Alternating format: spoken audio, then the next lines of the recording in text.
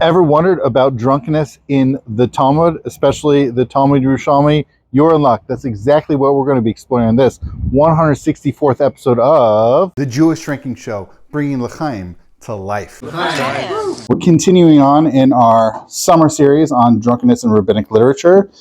Again, really just a fascinating topic that has been sorely underserved in both written and other published forms. So last month we talked about early rabbinic writings as far as Mishnah Tosefta and also Midrashei Halacha. We continue with Talmud Yerushalmi. Definitely the sort of the Talmud that's less looked at than the Bavli. So for those who were at the last session that we did the Mishnah, you might have seen that Mishnah in Trumot that talked about those 5 different people who shouldn't do Truma. And one of them was the drunk, and then we were trying to figure out why, is there a connecting tissue? And then we saw in the Tosefta that there was reasons given for each of those 5 people why they should not do Truma. Now, this is a similar, yet slightly different answer. Some of these rules are because of the benediction, some because the persons are able to give from the best. The mute, the naked person, and the man who had an omission because of the benediction, the blind and the drunk person because they cannot give from the best. So this is similar to what we saw in the Tosefta, slightly different about the drunk person. I know that everybody here probably remembers what was said in the Tosefta, but for those who didn't remember, it says she'ein bo dat. The reason that the shikur, the drunk person, should not give truma is because he doesn't have a sense of what he's doing. This is a similar answer, but slightly different. Instead of saying she'ein bo dat, the shikur, here is he's not able to separate the best. Right? So it's a little, you could see it as basically the same, but it's slightly different language. The second source is also, and again, what I decided to do was break it down for what we have, this first sheet and the second sheet, and categorizing what we see around drunks and drunkenness in the Yerushalmi. So the second... I can just ask a question. Absolutely. So last time, if a drunk person gave truma, the truma is still accepted. It still counts, right? It still counts. Yeah, still counts. So these are the lechatchila rules, right? Yeah. Yep. These are the best practices. Right. Well, of course it's lechatchila. The guy's drunk. So he's not able to make the best discernment. Right. But he can still do it. Right. Yeah. May not be the best. It can only be a lechatchila. That's why he's drunk. Yeah. In all fairness, I don't know. there's no chance it is the best. Yeah, you never know. Yeah. It's a little bit of a flip of the coin. The method, Right. The method is this is less than ideal, but it still works. I think we established last time that saying the blessing was not actually a requirement, right? Mm-hmm. Yeah. So we know then that these people who can't say the blessing, they can still do it. It's not. And then these people who possibly cannot pick the best produce, but as you said, it's not necessary. This is the best practice of it. Yeah. So slightly different, maybe not as... It's funny because this is a matter of quality rather than what we would have expected as far as quantity, right? Is this the right quantity of measurement to be given? But here, this is a consideration of quality, which is not what we would have expected, especially having read the Tosefta. They lump the blind and the drunk into the same category, meaning that the drunk can't see what he's giving. That's the implication I see from that. Oh, you're right. Also the blind. You're right. Yeah. They package. You're right. Yeah. That's also different than the Tosefta, where it is a different reason. So source 2, this is not commenting on where it says somebody who's drunk, but this is a Mishnah in Pesachim that talks about you are allowed to drink wine between all of the cups at the Seder, between 1 and 2, 2 and 3, but not between 3 and 4. No reason provided in the Mishnah, none in the Tosefta. Fun fact, none in the Bavli. This is the only reason provided in all of rabbinic literature. It's found right here in source 2. Wine. That he should not get drunk. He's not already drunk. What's the difference between wine with the meal and wine after the meal? Wine after the meal intoxicates. Wine with the meal does not intoxicate. Definitely an interesting... Also, by the way, it's a great question to start off with. You're already, after the 3rd cup, you're not already drunk. Like, aren't you already there? Oh, everything else was in the meal. It doesn't have the same effect as the after meal drinking. I would imagine those first 2 cups are more intoxicating than anything after the meal. Yeah. Because you already have food in your belly for those final 2, versus the pre-meal ones, you don't have anything. over the course of the Seder, you're also metabolizing the wine, and the effects of it are wearing off. And then when you're drinking between cups, cup 4 is right at the end, right? Of Cup the Seder. 3 is with their cut, right? Birkat Hamazon. You know, so cups 3 and 4, you're much closer to the end of the Seder. You're more likely to stagger getting up from the table. Right, you've also had a bunch during the meal, presumably. Yeah. So those are both explaining Mishnayot. These three sources are on, very specifically, at least according to my personal categorization, you're welcome to push back against my categorizing, on avoiding drunkenness. Now this one, I put it here because this is also a Seder question, a Seder concern. So this has to do with, now the previously what I cut out here was, can you drink all of them at once? Well, that doesn't really count. Now what about drinking them, whatever this word is, mufusakin? May one drink them with interruptions? They said that he should drink, not that he should get drunk. He drinks them with interruptions, would he not become drunk? It's an interesting, when I read the Hebrew, I'm like, I'm not sure if there's a question mark here, but if he drinks them in this sort of interrupted fashion, he still wouldn't get drunk, which is a different translation than the English. Right. But basically, but the more important part here is when they say, Klum amru shishteh lo yishtaker, that you should drink these cups of wine at the Seder. We shouldn't necessarily be getting people drunk. There is an ambiguity, though, to this not getting drunk, which is, are we saying you do not have to get drunk? We don't want people to get drunk. We're not trying to legislate drunkenness. Or let me put it on a spectrum.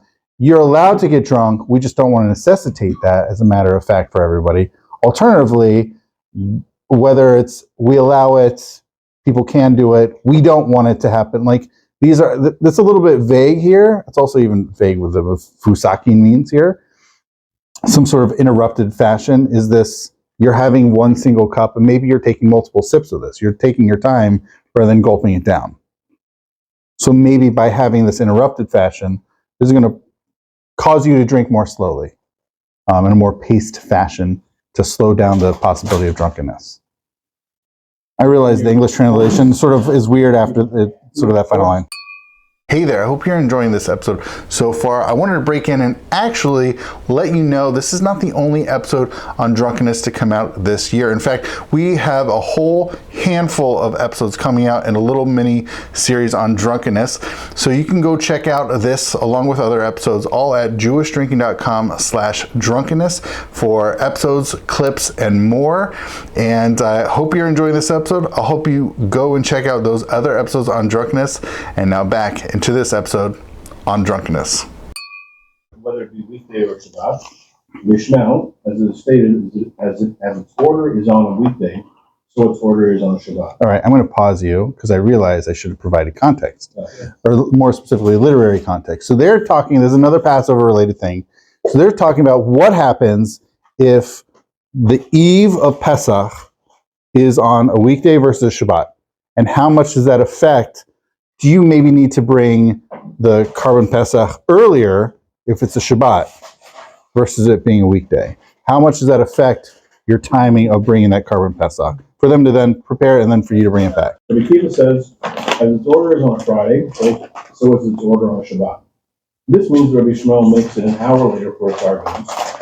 Rabbi Akiva makes it an hour earlier to occupy oneself with it, so they would not fulfill the commandment while drunk. It's the way, I'm not going to get into the mechanics of the bringing the Karban Pesach on the night of the Seder, but for them, maybe this is a potential, this is not Rabbi Yishmael and Rabbi Akiva, this is the Talmud Yerushalmi commenting on what they said, and maybe as a possibility that maybe one reason to move it up, to advance it a whole other hour, is to reduce the possibility of having been drunk, maybe at the Seder, I don't know exactly how this works. So maybe you're drunk from early in the afternoon. Oh, I'm sorry. Let me say differently. It's Shabbat day. I think you're on it's a Saturday afternoon. So the presumption is you're drinking at Shabbat lunch, right? Shabbat and then Pesach starts Saturday night. But what about when the I think so. have to bring the Okay.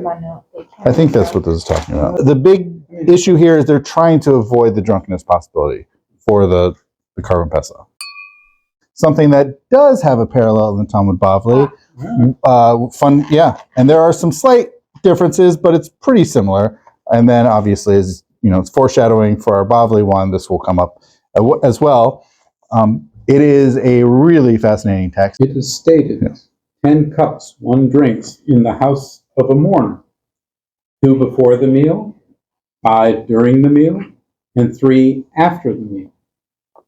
These are the 3 after the meal, 1 for grace, 1 for those who exercise charity, and 1 for those who console mourners. All right, I'm going to pause you. I will note that these are diluted cups of wine. So it's not like our wine that it's uncut. These are these are diluted cups of wine. So they're having 10 cups of wine at this mourner's house.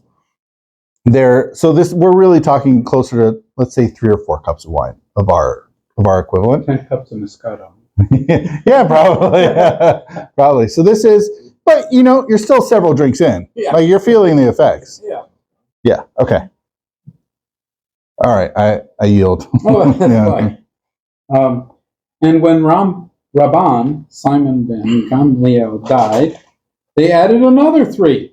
1 for the Chazan, 1 of the community, 1 for the head of the community, and 1 for Rabban Gamliel. But when the rabbinical authorities saw that they regularly got drunk, they decreed and it returned it to the original status. All right. Thank you. Up to 13. So the 10 weren't getting them drunk. They said, let's do 3 more for the ditch. And let's do 3 more. But somehow going from 10 to 13 was enough to get people regularly drunk at mourners' houses. And this was enough for the rabbis to say, we can't do this anymore. We're going to go back to how it was. Wake. Right. So the fascinating thing with this text is saying we're supposed to be having 10 cups at a mourner's house. 13 apparently is too much. Though fascinating, there's sort of like 2 fascinating aspects. One is, what is this returning to how it had been? It seems like they went back to the 10. The issue was the adding of the 3, not the initial 10. But also that I don't know that it was an issue necessarily of everybody being drunk in as much as it wasn't. It seems like the problem is legislating everybody to be drinking this much, which will result in them getting drunk. Not that they didn't want people getting drunk. I think they didn't want to compel people to get drunk or sort of get drunk against their wishes. Now that's my read. Now I'm struggling with the idea of 5 cups of wine with meal. Again, these are diluted, but still, I think we're going from like 3 or 4 cups to now maybe 4, 5 to 6 cups of our Now we're getting like everybody's getting hammered. We all know the last 3 are also a little bit less good. Mm-hmm. Right. Yes, there might be less diluted. Well, it's a really fascinating thing, and it happens in the Bavli as well, and becomes a matter of huge in November. Yeah, I remember this. Yeah, we talked about this in November. So we did this discussion on mourning, and this is a huge thing. Here's the sort of the notes on this, which is you have some early Rishonim, Rashi and Rambam, who talk about this. Yeah, 10 cups, because they talked about, let's go back to how it was before those additional ones that were causing people to become drunk. So according to those Rishonim, Rashi and Rambam are no slouches. They're pretty significant Rishonim. But then there are other Rishonim, I would say chiefly Ramban, who said, what is this going back to its original being 10? Maybe it originally was 0.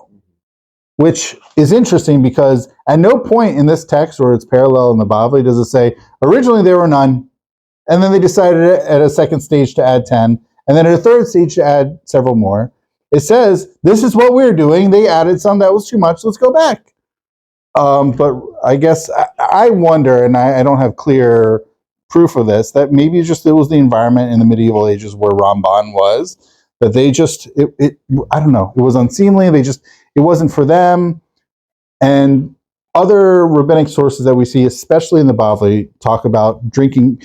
Drinking happened in mourning houses, especially in the early rabbis. It still happened in the 3rd and 4th centuries for the rabbis. But by the Middle Ages, it seemed to have fell by the wayside. So, yeah, it's obviously a much longer conversation to double click into, but it is really fascinating. Like, we have these very clear rabbinic sources that this is the norm, that we're drinking multiple glasses of wine in a mourner's house, and in our day, we see nothing of that. Right? It's just a sharp juxtaposition, sharp contrast. Yeah. So, yeah, that is a really fascinating thing. Now, there is, like I mentioned, there is one read of this, which is they did not want drunkenness to occur at all, and drunkenness is a bad thing to be taking place in a mourner's house through the consumption of these 13 cups. I have a different view of it, which is to say they didn't want to legislate, they didn't want to mandate that people were drinking these 13, compelling people to get drunk, perhaps against their will, right? People have lives to lead. Maybe you have work the next day. You can't handle all this stuff, but you want to keep up with everybody else. And so that was somehow uncomfortable. And at least according to this text, going back to 10 was somehow enough to keep it within a reasonable range. This is going to be, as opposed to any of the subsequent sources, a topic of a lot of potential tangents. So we're going to go to 7. Trust me, I will not forget source 6. Source 7 is a really fascinating drinking story. It happened that, this is an interesting Talmudic drinking story. It happened that a butcher in Sepphoris sold Jews carcasses and torn meats. This is off limits. This is bad stuff. Yeah, in the Hebrew, it's nevelos or trephos. So this is really bad stuff. This is super duper usher stuff. This is super duper off limits. So he does bad stuff. He's probably parading around as a kosher butcher, and turns out he knows what he's doing. This is not an accident. He knows what he's doing. Once on the eve of Yom Kippur, before nightfall, so this is like Erev Yom Kippur in the afternoon, he drank a great deal of wine and became drunk. Which, by the way, we don't ever see anybody, I really don't see any, certainly not elsewhere in the Yerushalmi, that they describe a great deal of wine. But getting drunk, we can understand this is a connected thing. He went to the roof, fell down, died, right? He basically, he jumped over, he felt super bad, right? He knew what he was doing. He was doing some really bad stuff, and he drank a lot, got drunk, and he did himself in. The dog started to lick his blood. People came to ask Rabbi Chanina how to remove him from before them, right? He was probably I don't know if he was a pancake, but he was on the ground. He told them, "It is written, holy people, you shall be to me, torn meat on the fields, you shall not eat, you must throw it to the dogs." This one robbed the dogs and fed the Jews carcasses. He robbed the dogs, right? This is meat that's not fit for the Jews. It should have been thrown to the dogs. He robbed the dogs and fed the Jews carcasses and torn meat, right? The nevelo to trefot.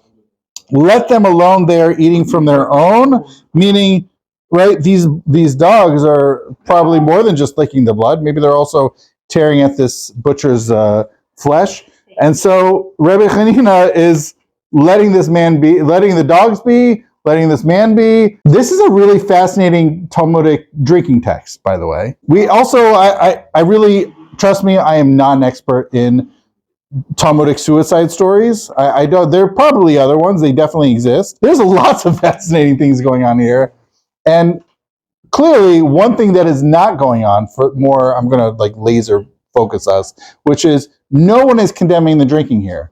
Right? The drinking is almost the most innocent part of this entire story, right? The dogs eating the flesh, the butcher being very duplicitous, all these things, the drinking and the drunkenness are like literally the most innocent aspects of this entire story. There seems to be no condemnatory aspect regarding the drinking and or drunkenness. It's interesting thinking about matters of death generally and suicide in particular here is like, did the drinking and or drunkenness facilitate that move to make the suicide?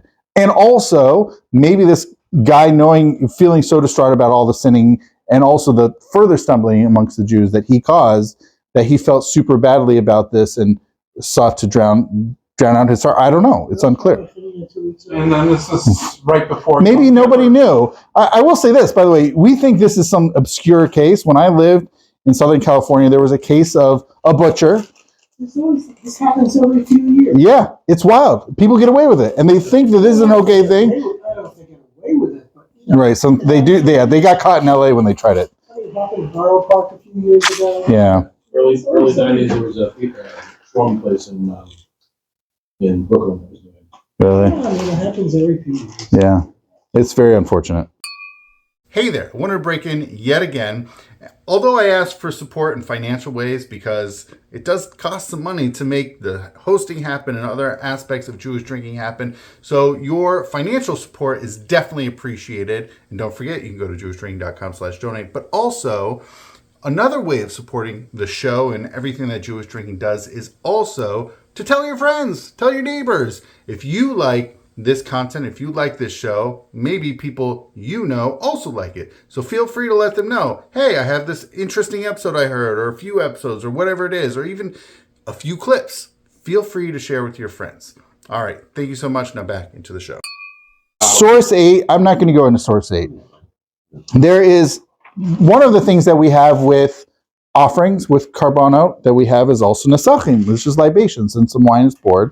So this really fascinating text is, there was a small opening between the temple hall and the altar. Once in 70 years, young priests climb down, because they are able-bodied, and bring it up in sanctity. Since it was congealed like fig cakes, they come and burn it in sanctity. And just as its pouring was in sanctity, so its burning was in sanctity. And then the early 3rd century Rabbi Yehuda Hanassi said, the Torah lets you grasp an expression of, it's almost better in Hebrew, but lets you an expression of love, an expression of fullness, an expression of drunkenness. Lishon chiba, lishon siva, lishon shichros. Right? And here, there's definitely no bad aspect, right? This is wine that was, libated to God, for so to speak. But it's interesting, they got congealed like fig cakes, right? After decades, literally decades. Some of this wine would have just... Spilled off the altar. Yeah. Yeah, okay. But it's also interesting, it's not just some sort of like grubby job. They're saying like there was this sort of purity aspect to it. But it's fascinating for Rabbi Yehuda Hanassi to describe it as an expression, Lashon Shichars, right? That there just happened to be all this wine, which almost sounds more poetic. This sort of tripartite, Lashon Chiba, Lashon Siva, Lashon Shichars, sounds almost poetic. This is not, I don't know. I wonder if this is really alcoholic. I wonder if he's just, it's an expression of, I don't think, I'm wondering if you should take it literally. That is, so these young priests go down to clean up the area, and you have all this old wine that's congealed, but Drunk with there's really enthusiasm. who knows what probably no alcoholic content. It is definitely alcoholic content. You sure? It doesn't evaporate. Oh, I don't know. But it was definitely wine. I mean, no one's drinking, no one's eating these fig cakes. I don't think, who knows if it was alcoholic. Well, that's why I'm saying poetic. I think we're probably saying the same thing. Is this meant literally? I don't think it's meant literally. It's maybe some sort of figural / I'm going to argue poetic sense, but yeah. Hey there, I hope you're enjoying this episode so far. If you enjoy Talmudic texts on drunkenness, here's a sneak peek into our next episode on drunkenness in the Babylonian Talmud. Except that he's exempt from prayer. Thank you. So this is almost word for word, very, very, very identically similar to what we saw in Tosefta Truma.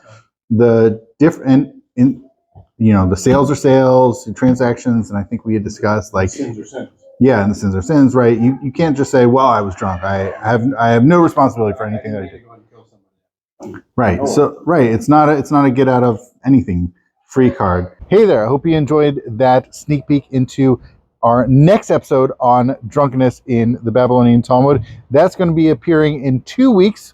We're not going to be releasing an episode during Thanksgiving week, so feel free to come back after that. Happy Thanksgiving. Now back into this episode. Source 9, I'm going to run through this and then I'll allow someone to read source 6. So this is, this actually has, I think we saw a parallel actually in the Tosefta, and we're, spoiler alert, going to see a parallel in the Bavli. This is actually a very common text, which is retold in different ways against, we saw in the Tosefta last time, we'll see in the Bavli next time. This is Rabban Gamliel, and I excerpted this from a broader story. It's a much longer story, but when Rabban Gamliel was leaving Akziv, right? Akziv, Mgziv, there came a person to ask about his vow. He asked his travel companion, would you say that we drank a quartarius of Italian wine? He said to him, yes, we drank this much. He told the person who asked, walk with us until we dissipate our wine. When they came to the Tyrian ladder, Rabban Gamliel dismounted, covered himself, sat down, and dissolved his vow.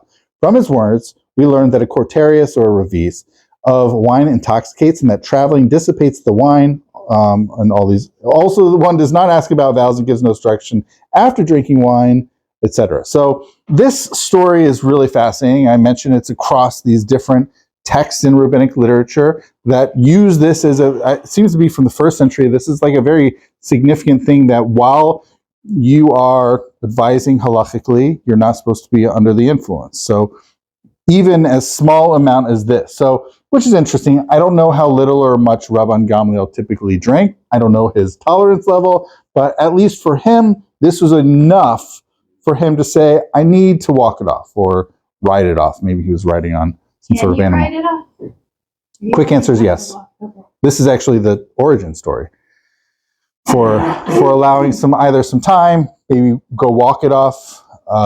Maybe this for a totally different time in the Shulchan Aruch in section 99 about tefillah. So if in coming from this, you can walk it off basically if you're, little bit. Source 6. This one's juicy. Abba Bar Rav Huda said, one who drank wine should not pray. If he did pray, his prayer is a supplication. A drunk person should not pray. If he did pray, his prayer is blessed. This is actually pretty similar to what we see in the Bavli, spoiler alert. But this is an interesting, as opposed to the Truma stuff where they're like, these people shouldn't, but if they did, it's fine. If you had a little bit, it's okay ultimately. But if you're drunk, this is a big problem. What is the one who drank wine? Someone who drank a quaterius. A drunk person is one who drank more than a quaterius. There, it is said, if he cannot speak before a king. Yes. There, it is said he cannot. There, it is said if he cannot speak before a king. I'm going to do another pause. So, up until now, this is actually quite similar to a parallel in the Babylonian Talmud, which we'll talk about more in 2 months, which is there is a huge difference between the Bavli and the Yerushalmi. Here, it's a very objective measurement that one who has done some drinking has just drank that revit, that quaterius, the few ounces. But here, it's an objective measurement that if you had more than that revit, then you are now considered in this category of drunk, which sounds shocking to us. That is such a low barrier for you to be considered drunk and absolutely off limits to daven. Now, the fascinating thing is in the Bavli, they don't use an objective measurement, they use a subjective measurement, and they talk about your ability to speak in front of a king. When it says here, there it is said he cannot speak before a king, the there is, they know what the different tolerances in Bavel, right? In Sasanian Persia, so there's different practices. So in Israel, they're like, you had more than these few ounces, you are now considered drunk, you should not be davening. In Bavel, you're like, can you speak in front of a king? It's a subjective measurement, and they're at least acknowledging it's different over in Bavel. So it's the subjective and objective, and spoiler alert, basically, since we usually typically rule like the Bavli, ultimately that's what prevailed later on in subsequent halakha. Spoiler alert. Sarah asked Rabbi Asi, may a drunk person recite grace? He said to him, when you eat and be satiated full, then you must praise, even if you are sleeping. The question is only, may he recite the Shema? So it's something different, right? So here we're mentioned versus reciting the Shema. Abu Bar Alvin said, a pious person asked Rabbi, may he be remembered for the good. May a naked person recite the Shema. He said to him, he should not see in you a thing of turpitude. The word of turpitude is kayaton, both for reciting grace and reading the Shema. The really fascinating thing is, when you think about a drunken grace, think about the times that people drink. When do people drink? There's usually only 2 times, really super duper broadly speaking. There's not at meals and at meals. Like, it's not uncommon that you'll find yourself at a meal, especially maybe at a Shabbat or a holiday meal, and who knew there would be drinking? Shocker. And now you come to grace after you come to the Birchat Hamazon, you've had a few drinks or, a few drinks after, whatever it is. Can you say a drunken Birchat Hamazon? That is so we already talked about the prayer, or the tefillah, about prayer, Amidah. Now what about this aspect, the grace?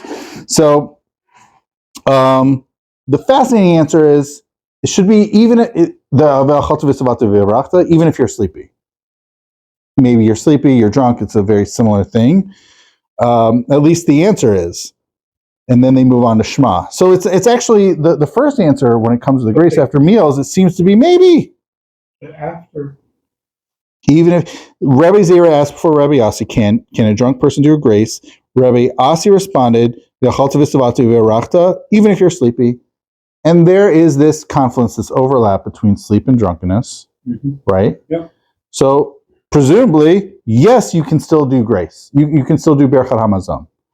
And then there's this other question about the Shema, which is really fascinating because when are you usually saying Shema? Obviously in the morning, but also at night. And what happens at night? Most of our drinking. Now, we could do day drinking. That does happen, but I would imagine a lot more drinking happens at night than during the daytime. You're probably much more likely to be drunk at bedtime. Yes or yes. And so we sort of get this, then ultimately the Chizkiah that maybe this both Berchat Hamazon and Shema, this thing about nakedness, does that also, it's unclear how it kind of concludes about this nakedness thing. Obviously you shouldn't be naked both for Berchat Hamazon and Shema. And then it becomes kind of gray. Maybe for Shema and for Berchat Hamazon, there becomes a question. It seems gray to me. I never heard about these things. I will tell you, like, my knowledge before was Shema, I thought was a pretty, like, whatever it is, what it is. And Berchat Hamazon, I definitely have seen in the Shulchan Aruch as being okay. If you're drunk, that's okay, because you're at a meal. I had never seen this text before. I definitely saw the first part talking about prayer, about tefillah. Like, yeah, I know the parallel in the Bavli. Yeah, for sure. This conversation about Berchat Hamazon and Shema does not have a parallel in the Bavli, and now has triggered my interest in doing a further exploration about Berchat Hamazon under the influence, right? Maybe a really intriguing further conversation at a totally separate time, but just know that this is where it starts from. Yeah. So really fascinating. So ultimately from source 6 we get possibly Berchat Hamazon, maybe yes, maybe no, while drunk. Shema, also a little bit unclear here.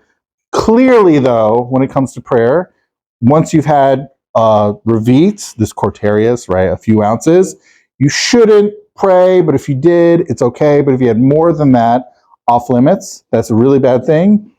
But they even acknowledge in Bavli, in Bavel, it's different. It's a more of a subjective rather than objective measurement. So you should give this information to Rabbi Goldsmith. You can use it next time we meet him back at Kitch Club. He's already said a lot about Kiddush Club. Yeah, he's a non-fan. I do what I was saying. I think most rabbis are not fans of Kiddush Club. Wrapping this up, when we look at these, this is all 9 texts in the Talmud Yerushalmi when it comes to drunkenness. This is all of them. Okay, we have now looked at literally every single mention of drunkenness throughout the Talmud Yerushalmi. Absolutely. And it's fascinating because, yeah, there are some that really try to, for certain behaviors and activities, try to keep us away from drunkenness. There's this concern for 2 to 3 of those texts. We don't want to go towards drunkenness. Definitely with prayer, that is absolutely off limits to be drunk to be drunk praying. Maybe or maybe not. Seems to be potentially a gray area for Berchat Hamazon and Shema. Yes or no, maybe, depending upon how you read it. Maybe it's off limits. Maybe we just say it's a no-go. I think it's off limits. I mean, I would assume it's off limits. So maybe it's a no-go. Maybe it's a no-go for Berchat Hamazon. So you just have to wait. Well, so for Shema, I mean, there's only so much time, and then Berchat Hamazon also, you'd be losing out. So you'd be losing out on these mitzvot to execute. No, it's interesting. So, but to give truma though. Right. So that's a quality versus quantity aspect. So Against the Tosefta. Is there a bracha for giving truma? Yes. Actually, in this one it says, because of the benediction. So the mute can't say the blessing. And that's source 1. And we did see there's this avoidance of drunkenness, whether it was between 3rd and 4th cups at the Seder. We also saw with source 3 also at the Seder. So there's some of these, but if you had to characterize, how would you describe drunkenness as portrayed in the Talmud Yerushalmi? definitely something that happens. Certain circumstances, something we should avoid. But also, there's no really like painting it with this like negative moral valence necessarily. Certain cases, situations, potentially. It actually doesn't feel like it's making any real moral statements about it. Yeah. It's just about like drinking happens. Sometimes it happens with these other things. You shouldn't do these other things while you're drinking. Yeah. So, Yeah. what does it say in For which things? well, for drinking before prayer? So it follows largely the Bavli, which we'll see. I don't think we'll see it next month. We'll probably see it in August, it's the subjective measurement, which is like, if you've had anything to drink, you really should not be praying. But if you did, it's okay. But you should, it's like, it's fine, but you just shouldn't be drunk. Then it's called like a toeva or something. And then that's a bad thing if you're drunk. But the measurement is not this objective measurement of more than a ravit. It's the subjective, as long as you're able to speak in front of a king. Obviously, very subjective. So if the king is drunk. If you're drinking with the king, that's good. I do really want to think about in the future, as a future potential topic, to do Birkat Hamazon and or Shema under the influence. Like what's what have the rabbis talked about for that? Thank you everybody so much. We learned a lot about drunkenness in the Talmud Yerushalmi. And with that, everybody, l'chaim. L'chaim!